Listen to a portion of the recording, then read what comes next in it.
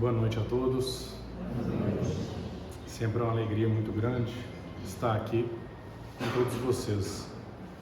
Hoje com a casa bem cheia, bastante amigos, conhecidos, amados irmãos. A gente sempre fica muito feliz e contente na presença de todos. Hoje a gente vai conversar um pouco, fazer uma reflexão, trocar uma ideia, se aproximar um pouco mais de uma comunicação próxima do nosso entendimento e do entendimento que a doutrina espírita pode nos trazer. Entendimento esse voltado para a juventude,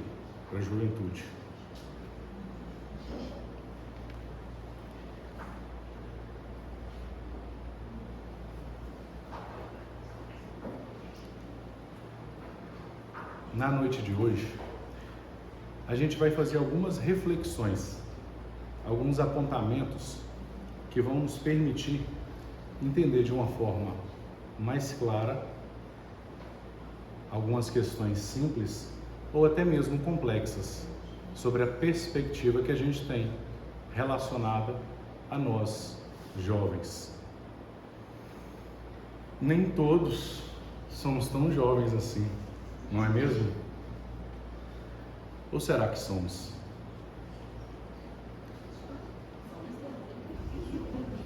Onde a gente se encontra nesse eterno e maravilhoso processo evolutivo? Em que exato momento nós estamos? Diante da juventude ou distante da juventude? Jesus afirma assim: deixai vir as criancinhas, porque dela é o reino dos céus. Ele usa mais certamente a expressão pequeninos.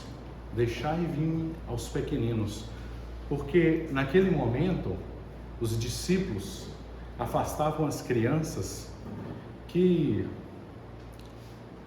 vamos dizer assim, perturbavam um pouco aqueles momentos. E as crianças queriam ir até Jesus para ser abençoada, para receber um carinho, uma palavra, mas às vezes é empurrada pelos pais, né? Vai lá em Jesus, vai em Jesus. Qual pai não incentivaria a sua criança a ir até Jesus? Quando a gente faz a reflexão de pequeninos, quando a gente traz essa reflexão, a reflexão de pequeninos nos traz o significado de pureza, nos traz o significado, o símbolo de simplicidade. Nós ainda somos os pequeninos? Nós ainda estamos próximos desses pequeninos no qual Jesus diz e traz em reflexões em diversos momentos? Ou nós nos encontramos em situações mais próximas da juventude? Porque se é relacionada à pureza e à simplicidade do nosso coração, em que momento nós perdemos essa pureza? Ou não perdemos a nossa pureza? Porque a reflexão que a gente pode startar, que a gente pode iniciar, é se nós estamos próximos ou não desse momento como pequeninos, como crianças. Na pergunta 379 do Livro dos Espíritos, é perguntado: é tão desenvolvido quanto de um adulto o espírito que anima o corpo de uma criança? Então, o espírito que habita o nosso corpo, ele é tão desenvolvido quanto habita o de uma criança? E a resposta é: pode até ser mais. Se mais progrediu, apenas a imperfeição dos órgãos infantis o impede de se manifestar, obra de conformidade com o instrumento que o dispõe. Então essa perspectiva que a gente traz para a noite de hoje é relacionada com uma perspectiva da doutrina espírita, entendendo que nós somos eternos, somos espíritos e almas eternas. Então a evolução não está ligada diretamente com o corpo que nós estamos aqui no momento. Um corpo mais jovem e um corpo bem velho, já acabado, né, Marcos? Então a gente não está ligado diretamente com esse corpo. Não é porque você está num corpo tão jovem, você é jovem mesmo. Não é porque você está num corpo infantil que te retrata a infantilidade. Pois essa geração que vem de hoje traz informações que assustam até os mais velhos. Tão pequenos e com um nível de conhecimento exorbitante. Mas faz parte do processo evolutivo no qual estamos vivendo. E a chance dos mais jovens e menores estarem mais evoluídos é muito maior. Ainda bem que eu me encaixo nos mais jovens. Ou não. Quais tipos de jovens a gente tem quando a gente pensa em juventude? Há um tempo atrás seria muito fácil a gente dividir isso, até por alguns estudos, trazendo algumas reflexões da psicologia, da pedagogia, das análises mais técnicas e até menos técnicas. A gente poderia dividir jovens facilmente em 3 grupos. Exemplo dos jovens mais quentes, usando essa expressão, esse adjetivo, para trazer e traduzir de forma mais compreensível. Quem seriam aqueles jovens mais quentes? Aqueles mais elétricos, ligados no 220, jovens que tocam tudo, estão alerta para qualquer coisa, animados, estão sempre em movimento. A imagem está parecendo pouco, mas não tem problema não. Não precisa não. É mais, ali são só tópicos mesmo, a gente se prende mais às palavras. E ali são só tópicos para a gente ficar. Estou reparando o olhinho de cada um ali, tentando ver o que está escrito. Então os jovens mais quentes seriam esses jovens mais elétricos, mais animados. Os que lembram da juventude, foram mais animados ou nem tanto? Tocam tudo. Às vezes tem os jovens mornos também, aquele mais ou menos, aquele que tanto faz. Esse jovem ele é muito bom, normalmente sempre tem um na sua casa. Você pergunta assim, o que você quer almoçar hoje? Tanto faz. Onde que nós vamos hoje? Qualquer lugar. Como é que foi a escola?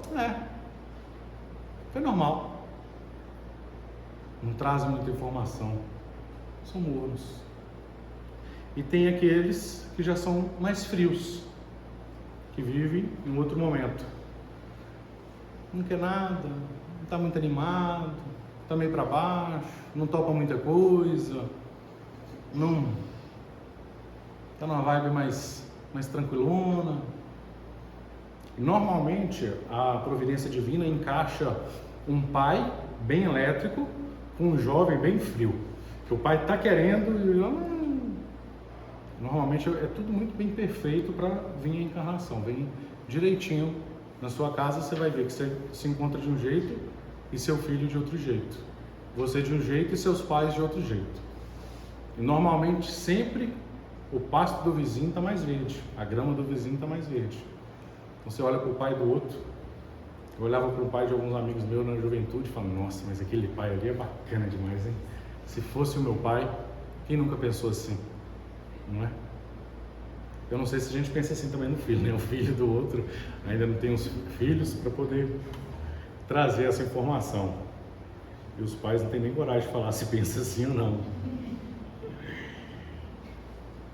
A gente vive em momentos de estação, igual a estação do ano, primavera, verão, outono, inverno. Nós vivemos um processo de vivência, de ciranda.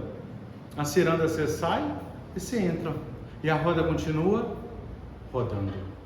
As estações, elas às vezes trazem uma temperatura um pouco maior, às vezes ela traz flores, cheiros, às vezes cai as folhas e às vezes o frio pode chegar também. E nós também podemos ser assim.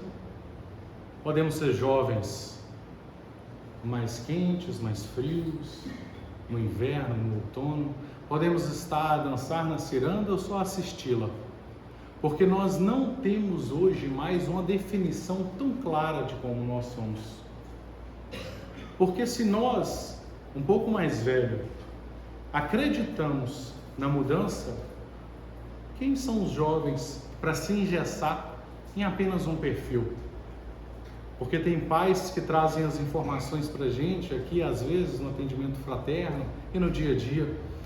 Parece que cada semana eu tenho um filho diferente. Parece que cada semana eu convivo com um filho diferente. E aí você vai conversar com o filho, ele fala, parece que cada semana eu sou uma pessoa diferente. Não é assim? Porque nós somos maleáveis. Nós podemos nos adaptar, conviver e viver em diversas situações. E as experiências com as situações que a gente vive nos transformam.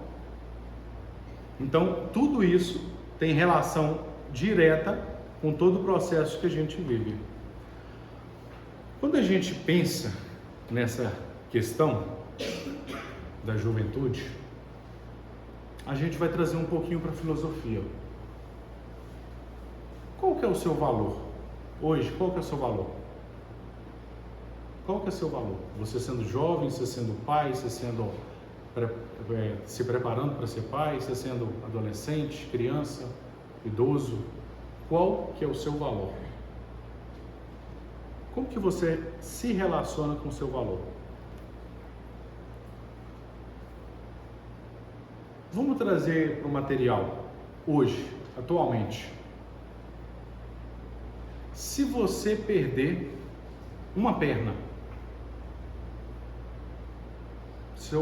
quanto que é seu valor? Se você perder duas pernas, se você perder a sua mobilidade,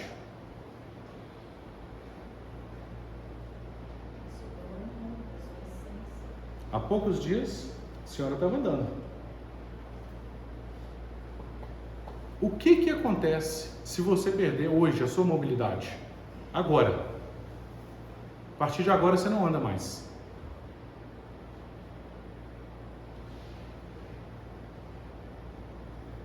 É complexo pensar, né?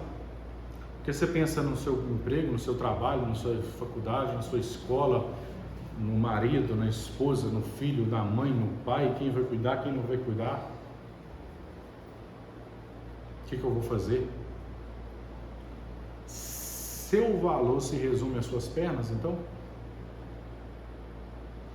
Ou as suas pernas são tão fortes que ela tem a capacidade de te proporcionar reflexões.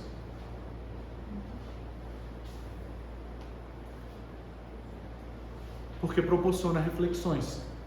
E isso se liga diretamente com o material, tão próximo do material que a gente está, tão próximo do material que a gente ainda vive. O que você tem de mais importante hoje, agora, nesse momento, é a sua vida. Porque você pode perder valores, você pode perder moralidade, você pode perder processos éticos, você pode perder partes materiais, mas a tua vida, enquanto você está encarnado, é o que mais vale. E as oportunidades que você sabe aproveitar a cada momento. Ninguém quer errar. Ninguém tem um objetivo, acorda e fala assim, mas que belíssima segunda-feira, que belo dia para eu errar. Nossa, hoje eu acordei com vontade de errar.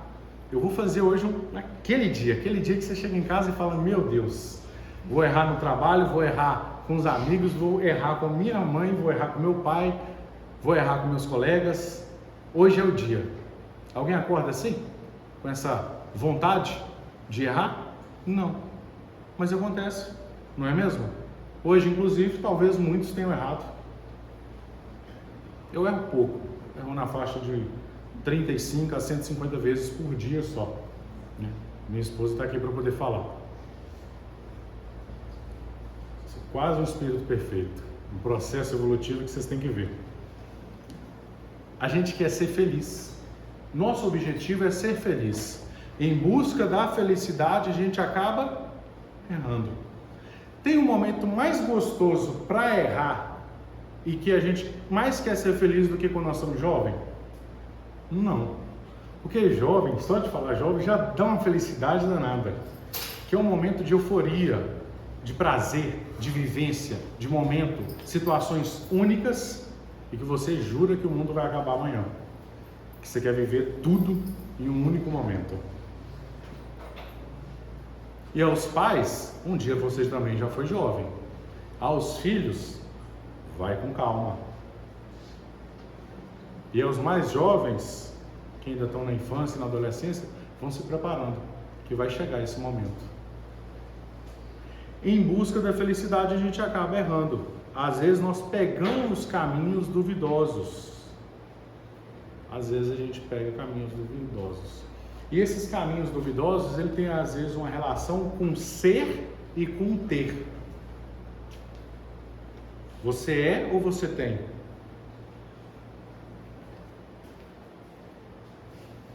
Só esse pouquinho de água, Marcos?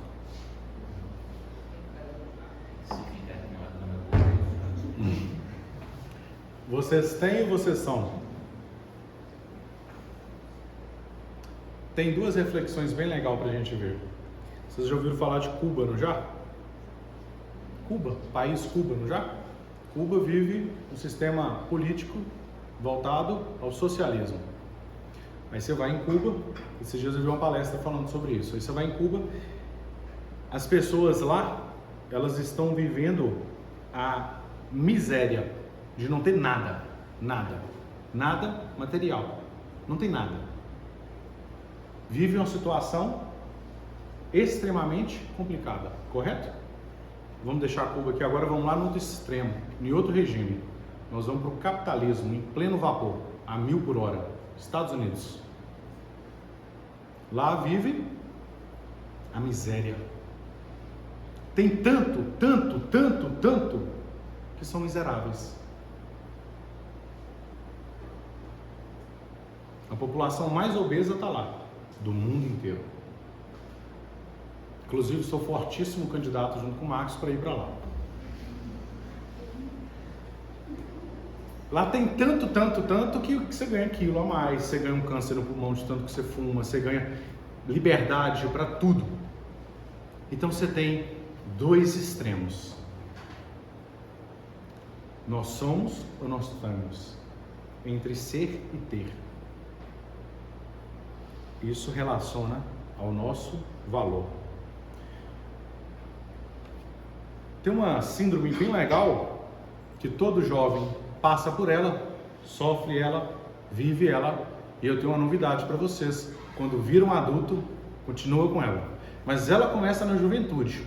Por quê? Quando você está na infância, segundo Allan Kardec, qual que foi a palavra? Não lembro a palavra.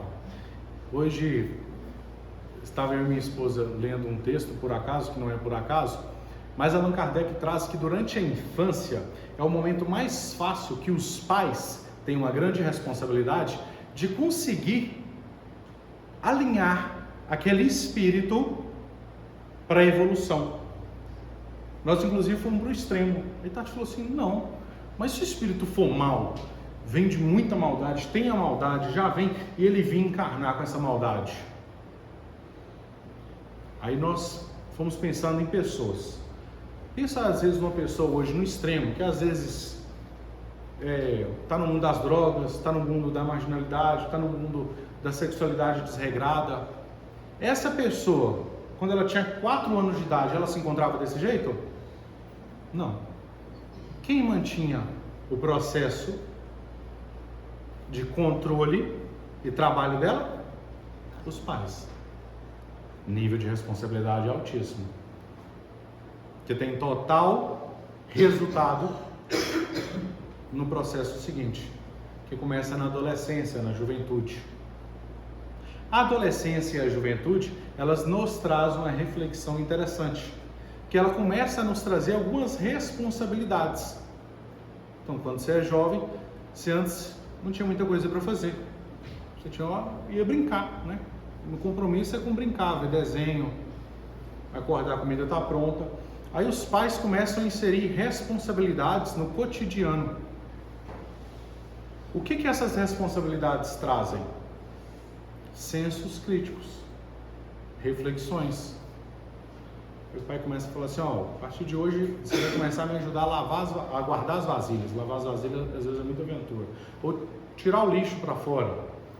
Ou limpar a mesa no final da refeição. Você já coloca as suas para te ajudar? Tem quantos anos elas? 6 e 4. Nossa, de 4 já tá pesado, hein, Mariana? Nossa. Aí você vai avançando um pouco, você vai entendendo que aquilo vai aumentando, vai aumentando, vai aumentando. Aí o seu pai e sua mãe já vê que você precisa fazer futebol, natação, judô, inglês, francês, italiano, mandarim. Aí eles vão enchendo sua agenda. Ela vai ficando bem florida de compromissos. E aí você já começa a ter horário para sair, voltar, então balé, tem isso, tem aquilo, tem o francês que sua mãe jura que você tem que fazer uma aula de francês. Quem tem escola de idiomas adora os pais com várias ideias. E aí começa um monte de responsabilidade, o negócio começa a agitar e tal. Aí a criança começa a assumir a responsabilidade. E aí ela vai entrando na adolescência, na juventude, e ela vai começando a entender que um monte de coisa que ela tem. E aquilo começa a vir um monte de turbilhão na cabeça dela. E aí ela tem a síndrome do GPS. O que é a síndrome do GPS? Onde que eu estou? Para onde que eu vou? De onde eu vim? Gente, eu forcei muito para falar desse jeito, porque eu sou mineiro. Lá a gente fala de onde que eu vim, para onde que eu vou e onde que eu estou. É simples. Que ela começa a nos trazer reflexões. Qual que é meu destino? Para que eu estou fazendo esse monte de aula de curso, de um monte de coisa aqui? Por que eu tenho que arrumar um emprego? Mas eu tenho que estudar para fazer uma faculdade, mas eu não sei nem se eu vou fazer faculdade. Não, mas vai fazer uma faculdade, você tem um Enem para fazer. Não, mas tem que fazer. Você ainda nem tem certeza daquilo, mas você está lá fazendo aquilo lá.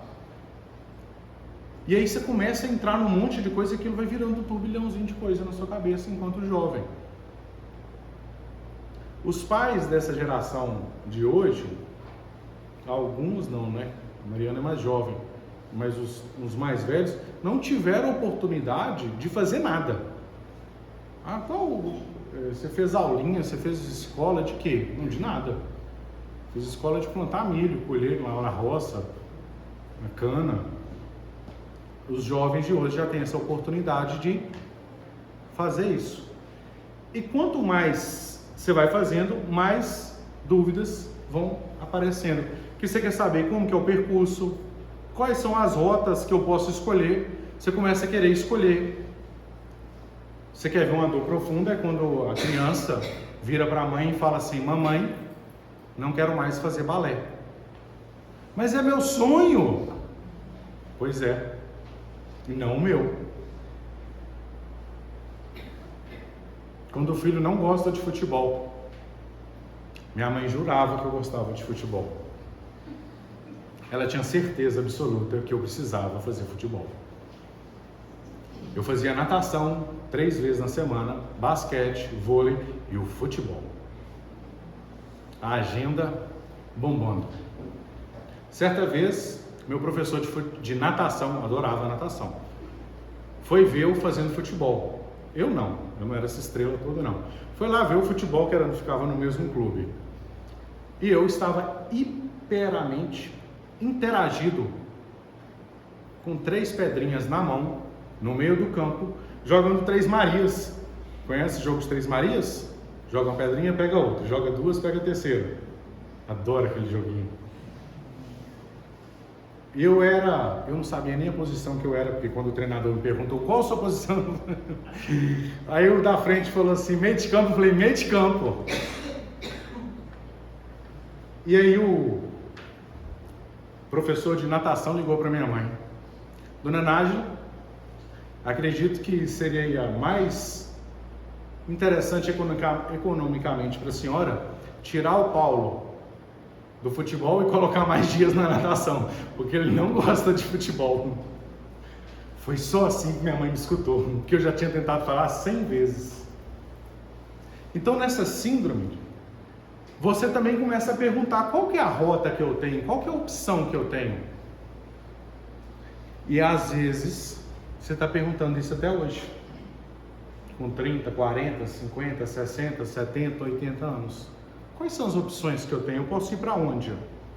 Qual o trajeto que é mais rápido? Coisa boa é saber o trajeto mais rápido. Porque quem gosta de trajeto rápido é jovem. Mas jovem gosta de um trajeto rápido, então beleza, ó, tem esse caminho, você tem que estudar, fazer aquilo e tal. Mas tem a cola, então ele vai lá e cola. Ó, mas tem essa experiência para você fazer. Ele, não, eu quero as 5 experiências junto na mesma noite, na mesma festa. Bacana, ele vai lá e faz tudo na mesma noite, na mesma festa. Chega no dia seguinte, ele posta lá no Instagram. Não lembro de nada de ontem. Ele viveu tudo numa noite só. Quando ele não amanhece no hospital, teve alguma pseudo-overdose. Isso é viver. Mas às vezes não precisa viver tudo de uma vez só. Às vezes nem precisa viver aquilo para você saber. Não é mesmo? Há muitos aqui mais velhos que nesse momento sorriem.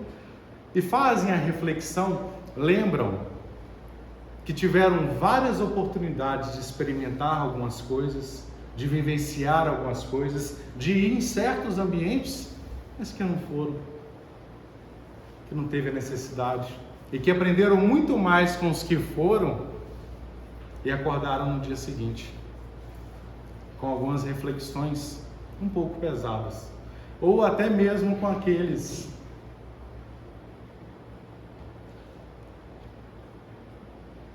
que nem mesmo acordaram.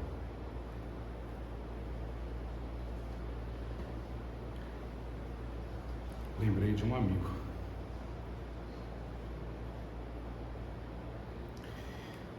Qual que é o caminho, a rota que nós vamos escolher em todo esse processo? O GPS ele aceita ser calibrado. O GPS ele aceita recalcular a rota. E o GPS ele tem um processo de consciência e individualização, porque a qualquer momento você pode pegar um novo caminho. A qualquer momento você pode alterar aquilo ali. E Deus, ele é tipo aquela vozinha do GPS. Ele fala com você através das circunstâncias e das situações. Ele nos dá sinais. Isso é igual uma placa, vem uma placa assim de quebra-mola. A 500 metros quebra-mola, 200 metros quebra-mola, 100 metros quebra-mola. A placa em cima do quebra-mola, e o que eu faço? Eu pulo o quebra-mola. Aí minha esposa pergunta, meu bem, você não viu o quebra-mola? Não, não vi. Mas tinha 5 placas. E é assim que acontece. Às vezes nós recebemos avisos sobre avisos. Isso é igual aquela historinha da enchente, do rapaz que recebe os sinais de Deus, começa a encher tudo, e ele fala assim, Deus vai me ajudar. Aí passa o carro do corpo de bombeiro e fala assim, vamos embora que vai ter enchente, a defesa civil chamando, não, vou esperar porque Deus vai me ajudar. Começa a encher de água, ele está lá, aí passa o barco do corpo de bombeiro e fala, vamos embora que o trem vai encher. Não, Deus vai me ajudar. E ele continua ali, ele sobe já no telhado, desce o helicóptero, desce uma corda e fala, vamos embora que o trem vai encher. Deus há de me ajudar. A água enche, ele morre, chega lá em cima e ele fala, ué, mas o senhor não me ajudou, eu com tanta fé. Fala, mas eu mandei ajuda a pé, de barco e helicóptero, você não foi, meu filho? Aí você quis vir encontrar comigo. Quantas vezes nós estamos recebendo essa quantidade de sinal? Deus está colocando placa, pisca-alerta, farol, porque radar a coisa que mais tem placa é o tal do radar. Tem uns que até pisca. E a gente, incrivelmente, leva multa. Sou ótimo em levar multa em radar. Sou muito bom. E os sinais de Deus? As placas que Deus está colocando, vocês estão vendo ou não?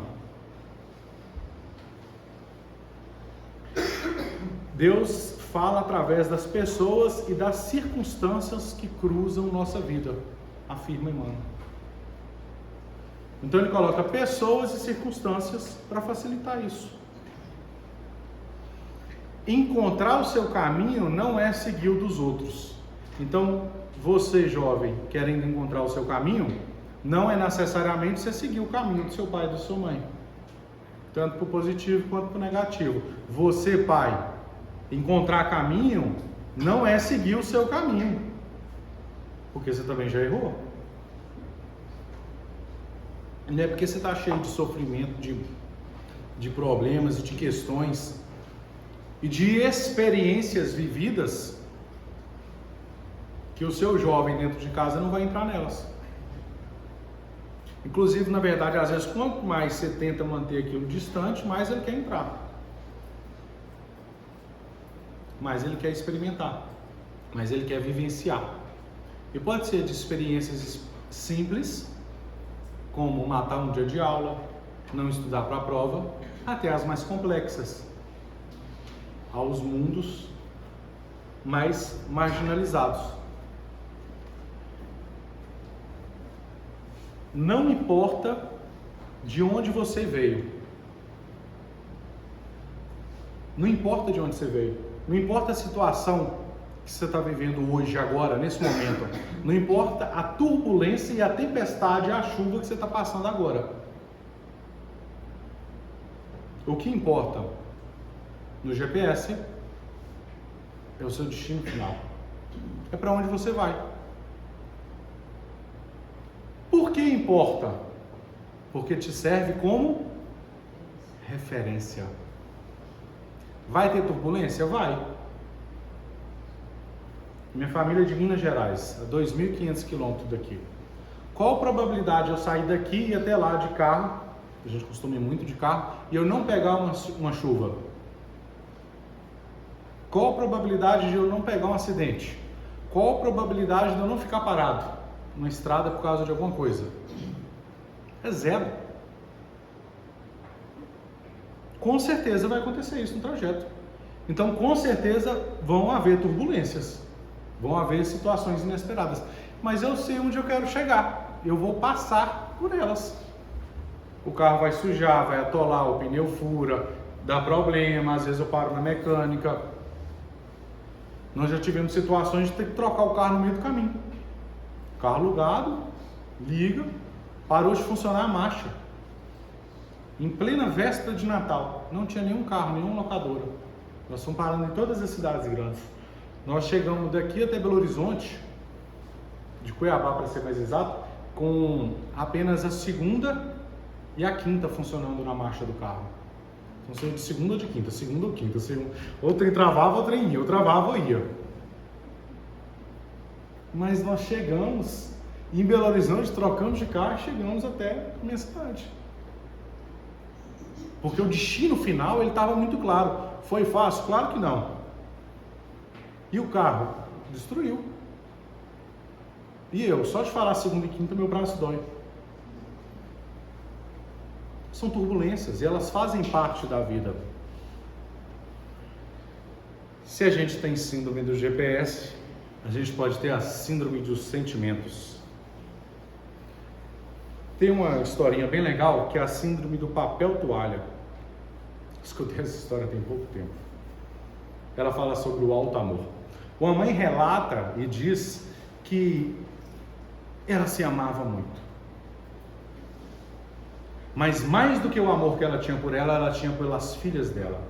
Então toda vez quando ela ia enxugar as mãos, ela pegava primeiro o papel toalha, enxugava a mão dela. Falei errado.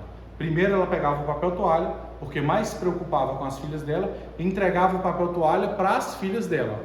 Tirava um, entregava para a primeira, o segundo para a segunda. E depois ela enxugava a mão dela. Mais preocupada com as filhas dela. Você é assim, Mariana? E aí ela foi fazer terapia. Terapia é bom demais. Coisa maravilhosa. Porque você ajuda a se encontrar, reconectar, se achar. E aí ela descobriu que ela não estava desenvolvendo o alto amor. Porque as filhas dela estavam acima de tudo. E ela começou a se amar, e ela viu que ela primeiro precisava pegar o papel e toalha e enxugar a mão dela. As filhas dela, há anos, sempre recebiam o papel toalha molhado. Porque como ela pegava o papel toalha com a mão molhada e entregava molhado para a menina, estava úmido. A partir de agora, que ela se auto-ama, desenvolve o amor próprio e ela enxuga a mão primeiro, consequentemente, quem ganhou com isso? As filhas dela. Como que essa consequência acontece? O amor, são 3 amores. O amor a Deus, o amor próprio, o amor ao próximo. Ame a Deus sobre todas as coisas e o próximo como a ti mesmo. Como que eu vou amar o próximo como a ti mesmo se eu não estou amando nem eu e muito menos Deus? Porque primeiro eu amo o próximo, fico o pé da vida com o próximo, aí eu começo a querer me amar, eu falo, não, eu vou me valorizar, não, o Cid não me merece não, nunca mais eu converso com o Cid, e aquilo vai me perturbando, que aí eu vou e procuro Deus, falo, Deus me ajuda, a gente vai de trás para frente, não é Deus, não sou eu, depois o próximo, a gente inverte isso, e é muito fácil inverter, é muito fácil. A pessoa que mais pode te prejudicar é você mesmo. A autossabotagem, ela é feita por um personagem perfeito em um monólogo, que é você mesmo. Basta pouquíssimos minutos para você destruir muitos anos da sua vida. Basta poucos minutos para você acarretar em muitos anos na sua vida. Não é mesmo? Os jovens, quando a gente fala isso, eles têm mais dificuldade de fazer balançar a cabecinha, né? Fazer palestra é muito legal. Você acompanha a galera pela cabecinha. Aí tá pensando, minutos para muitos anos da vida. Aí os mais velhos, os acima de 75, balançaram a cabeça assim de um jeito que vocês têm que ver. Você balançou muita cabeça, viu, Marcos? Então, são poucos minutos para mudar muita coisa mesmo. E com isso, a gente hoje vive 3 complexos que eu adoro sempre falar. 3 doenças, as doenças do século, né? A depressão, o estresse e a ansiedade. Depressão, quem está vivendo muito no passado. Estresse, quem está vivendo agora demais, um turbilhão, tá 200 por hora. E ansiedade, quem está vivendo semana que vem. Por que isso aflige tantos jovens hoje em dia?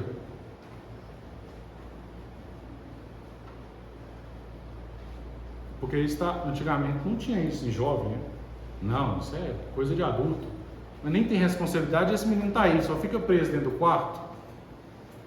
Não é assim que muitas vezes a gente trata? Não é assim que muitas vezes os jovens são entendidos? Mas a geração de agora, que é uma geração mais evoluída e avançada em muitos, sente mais. Parece que são até de cristais. Você fala com a entonação, já, oh meu Deus, chora. Você, gente do céu, vê filme, chora. Sentindo. Aflora. Então o jovem fica mais nervoso, ele chora mais, ele fica mais triste, ele vai lá no extremo com muito mais facilidade. Ele mergulha naquele sistema, naquele sentimento com muita mais intensidade e facilidade. Que os mais velhos às vezes vão se distanciando um pouco disso. Porque as experiências, elas vão protegendo a gente, vai criando a casca. Por isso que às vezes alguns são mais casca grossa, são mais durões, mas é só uma proteção. Nada que uma boa terapia não desmanche tudo. São os trabalhos da vida que a gente acaba se sabotando, se escondendo atrás dos próprios sentimentos. E nisso a gente entra em crises de pânico, crises de ansiedade, crises de estresse. Isso a gente escolhe e não escolhe viver. Através de, algumas vezes, vitimismo e outras vezes de assumindo papel e responsabilidade demais. Porque temos facilidade, enquanto jovens, ou não, de ir nesses extremos. De levar, às vezes, muito a sério uma situação tão simples. E às vezes nos falta esse entendimento que essa carga é mais leve do que está parecendo ser. Tanto para um lado quanto para o outro. Porque alguns são vítimas até demais. Outro tem um nível de responsabilidade muito alto. E às vezes o que está com muita responsabilidade a sociedade julga que é um vitimismo. E às vezes aquele que está com vitimismo está passando por algo por trás daquilo ali. Falta o que na gente? Amor ao próximo. Para entendimento com o próximo. Para conseguir visualizar e enxergar aquilo que o próximo tem. De uma forma mais próxima, simpática, bacana. Mas a gente tem essa dificuldade de entender o próximo? Claro que temos. Se a gente tem dificuldade de se amar, de exercitar o amor com nós mesmos, por que não teríamos com o próximo? Tem uma história que fala sobre uma depressão profunda de uma pessoa, de uma jovem, que ela estava vivendo uma situação onde ela estava mergulhada naquela depressão. E ela trazia a informação que aquela depressão que ela vivia naquele momento era por causa da mãe, que falou certas palavras e amargurou o caminho dela por muitos e muitos anos, dizendo que ela não seria capaz de fazer algo e de construir algo. E ela carregava aquilo com ela. E a reflexão daquele momento, desse trabalho de terapia, foi sobre a balança. Qual que é o peso que essa situação tem de angústia em relação todo ao outro prato que a sua mãe te deu, de carinho, de amor, de acompanhamento, de oportunidades, de desenvolvimento, de respirar, falar, se alimentar, do dom da vida. Tão quanto isso tudo pesa menos que uma fala. Tão quanto isso tudo está pesando menos que uma fala.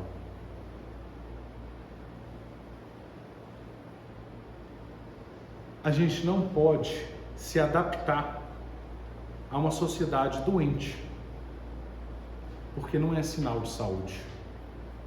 Se nós estamos vivendo um complexo de diversas, centenas, milhares de pessoas doentes, nós não podemos criar o processo que eu também estou doente, mas todo mundo está doente, então também estou.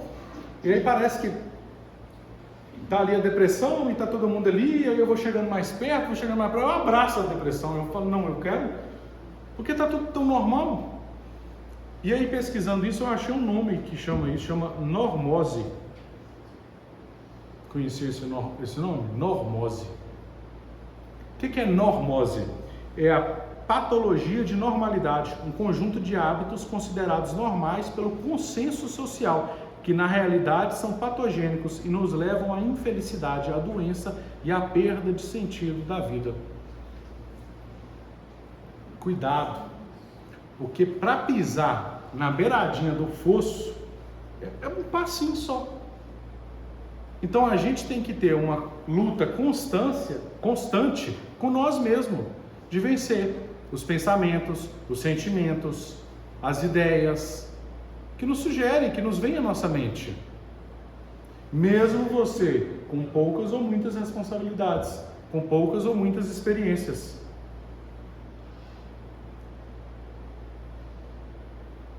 Tem 2 filhos, cada um de um pai diferente. Então, 2 pais, 2 filhos. Um filho com muito sucesso. E ele fala assim: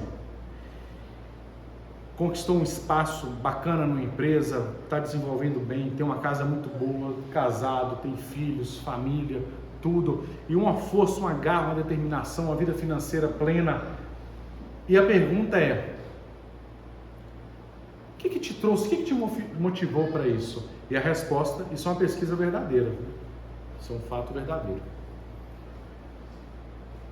Meu pai era alcoólatra, bebia muito em casa, batia na minha mãe, vivia situações horríveis. E aquilo me motivou a não ser como meu pai era. Eu alcancei onde eu estou por causa dele. História 2. Um pai numa situação de pobreza profunda, onde teve diversas oportunidades. Abandonou faculdade, abandonou família, esposa, filhos, e vivia no alcoolismo. E a pergunta para esse senhor foi: o que aconteceu com você para estar nessa vida? Meu pai era alcoólatra, bebia demais em casa, era uma situação horrível, as experiências foram as piores possíveis, e aquilo ficou preso em mim. Qual que é a situação que você está ficando preso? Qual que é a situação que você está ficando preso? Em onde você está? Você está digerindo a situação que você vive de um jeito ou de outro jeito? A raiz é a mesma. Vivemos em momentos e situações diferentes, onde eu vou digerir esse problema de uma forma diferente. Eu, enquanto jovem, eu, enquanto adulto, estou pegando dessa experiência que eu estou vivendo aqui hoje, agora, e pensando o que dela? E eu estou criando uma rebeldia, um estado de negatividade sobre isso, ou estou criando oportunidades em relação a isso? Para onde eu estou caminhando? Jesus, após ser preso, poderia ter diversas escolhas. Quem não assiste o filme de Jesus, e naquela hora quando eles pegam Jesus e prendem Jesus, que não dá vontade de você colocar um filme de Marvel no meio, de super-heróis. Você fala: vai Jesus, mostra seus poderes, arranca, sai, desprende, leva. Qual poder será que Jesus tinha? Um sopro derrubava todo mundo? Um pensamento? Quem nunca teve essa sensação quando você está vendo aquele filme? Você fala: gente, mas Jesus não vai? Não vai. Inesperadamente, Jesus, ele age totalmente ao contrário do que todo mundo espera. Ele sofre injustiça, ele tem dor, ele age de uma maneira imprevisível, com amor sobre todas as atitudes. O que prevalece em Jesus naquele momento? Ele está preocupado com quem vai ficar. Cadê João? Cadê Pedro? Quem vai cuidar da minha mãe? Chama fulano, traz ciclano. A preocupação dele não era com a dor. Imagina como chega a ser utópico para a gente pensar no tão quanto amor próprio tem esse ser, que diante de uma situação de dor, ele já se ama, Tanto, ele já ama tanto a Deus, que o amor dele está sendo impregnado para quem? Para o próximo. Toda a dor, todo momento de experiência mais turbulenta possível que ele vai enfrentar, não é peso nenhum. Com seu nível de evolução, ele se preocupa com o próximo. Sem dor nenhuma.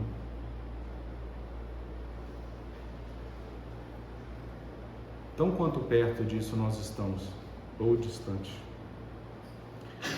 Cuidar da saúde mental, cuidar da saúde emocional, faz parte desse processo. E é necessário. É o amor próprio. Quando você está no avião, o aviso é: coloque as máscaras primeiro em você e depois ajude o passageiro ao lado. Tem gente que está sem máscara, está colocando o próximo e preocupado com o que está lá sentado lá na cadeira da frente. Isso nos traz a referência. A gente, no Livro dos Espíritos, fala sobre os flagelos, que são momentos turbulentos. E não tem ninguém mais para conseguir causar turbulência em uma gota d'água do que um jovem. Porque quando nós somos jovens, isso reflete de uma forma mais elevada para a gente. Os sentimentos, às vezes, são até o primeiro contato que a gente está tendo com aquele sentimento. Quem lembra o primeiro amor? Quando terminou o primeiro namoro, parecia que o mundo ia acabar, né? Aquele sentimento, nossa, acabou. Aí vem um segundo, vem um terceiro, vem um quarto. Aí você vai descobrir, não, esse povo aí atrás não foi amor nenhum. Eu só encontrei meu amor quando eu casei. Fiz ponto.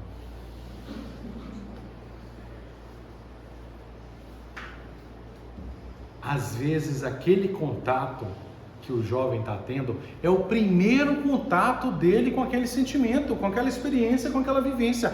Aí o pai olha e fala para aquele bestagem. Ah, mas não, mas o menino, mas bestagem, isso daí vai passar. É o primeiro contato que ele está tendo.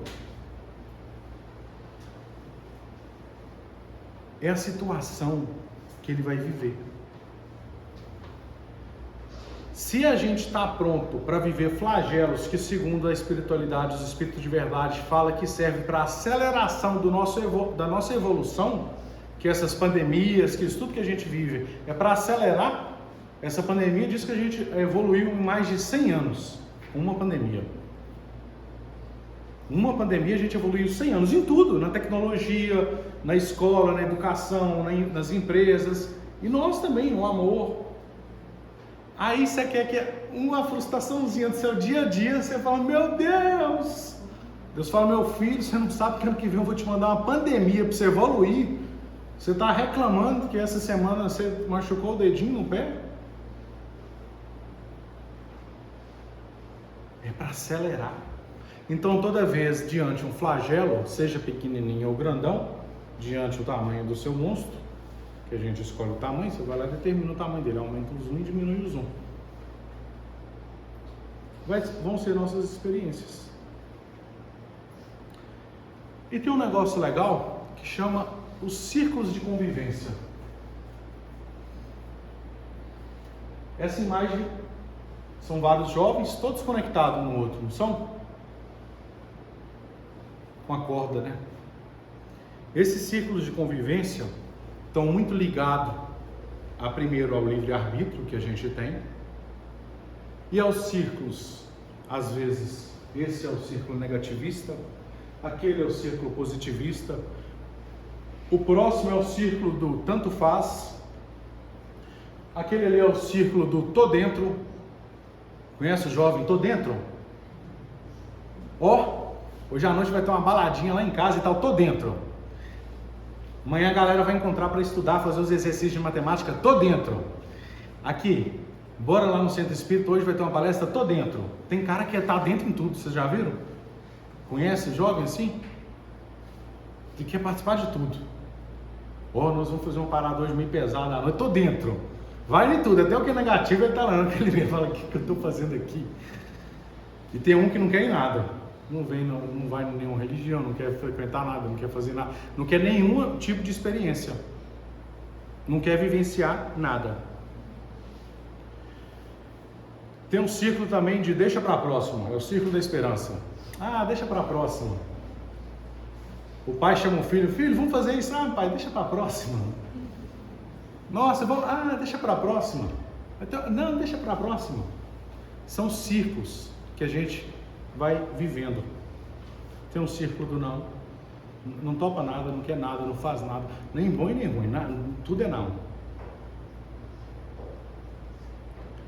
Esses ciclos nos conectam e nos desconectam com várias situações, momentos.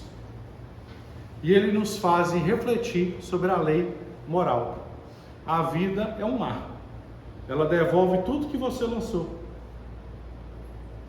Se você investir no bem, ela vai te devolver o bem. Se você investir no mal, ela vai te devolver o mal. Resposta errada. De vez em quando tem umas entrelinhas que não é assim que funciona. Você faz, vem uma... Por quê? Porque nós não somos espíritos eternos, nós não somos de agora. Tem muito mais coisa por trás e tem muito mais coisa para vir. Nós, enquanto espíritos eternos, não sabemos o que a gente plantou lá. Não, só plantei bem,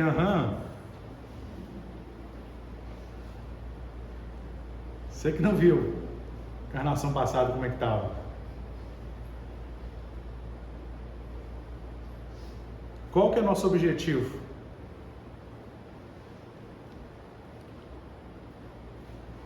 Quais são os nossos objetivos? No fundo, você, jovem ou não, você sabe qual que é a sua programação. Você sabe qual que é o seu propósito. Lá no fundo você consegue saber isso. Basta escutar a voz interior, ser menos rebelde. Jovem, não pensa que rebeldia cabe só a nós, não. Porque a rebeldia cabe também para os mais velhos. Se cabe. Quanto mais velho vai ficando, o Marcos estava falando aqui agora. Quanto mais velho vai ficando, parece que mais teimoso vai ficando.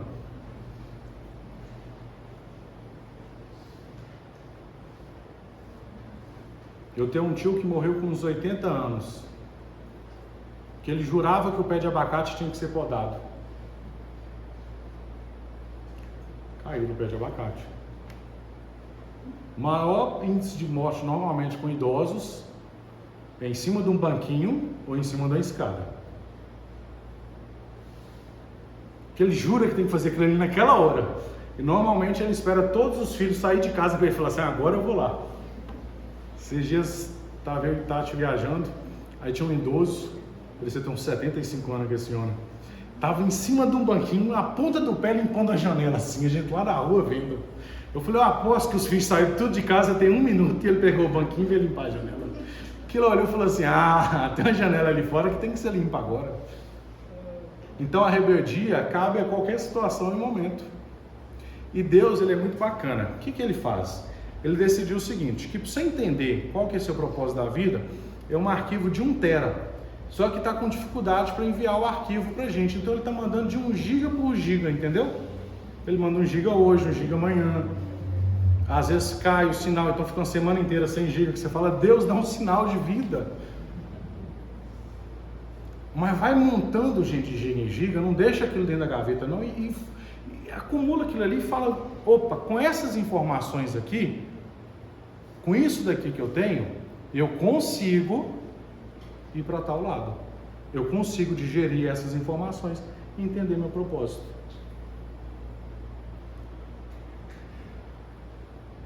Nosso objetivo está muito ligado à bondade. Nós temos uma responsabilidade de identificar e avaliar tudo que a gente vive, todas as experiências, situações e momentos que a gente vive. E devemos ser protagonistas da nossa vida.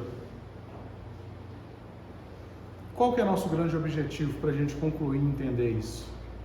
Nosso grande objetivo é a gente ser agente de transformação no nosso meio. Porque mesmo você frio, quente ou morno, mesmo você fazendo parte de alguns círculos, você tem a missão de ser um agente de transformação. Pelo menos da sua vida. Consequentemente, da vida do próximo. Sabe por quê? Sabe como que a gente busca a conclusão disso? Que a gente poderia resumir toda essa palestra, todo esse entendimento em ser jovem? Nós somos jovens eternos.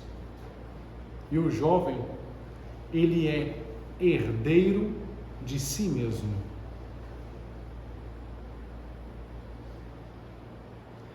A doutrina espírita nos proporciona momentos de reflexões para a gente entender o nosso espaço como herdeiro de nós mesmos.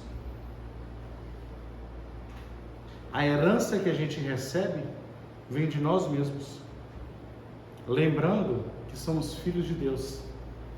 Então é uma herança grande. Muito grande. E ela tem o poder de prevalecer na nossa vida. Com pequenas escolhas dos círculos que a gente vai fazer parte. Das experiências que a gente escolhe. Das vivências que a gente tem. Isso tudo soma para o nosso resultado do futuro. Tenha tranquilidade em entender nosso papel, entender a nossa posição em busca da nossa evolução. A doutrina é consoladora em nos trazer a informação da vida eterna, das oportunidades múltiplas que nos aparecem. Que a paz do Mestre Jesus possa prevalecer em nossos corações, possa nos completar e eternizar os nossos sentimentos. Assim seja.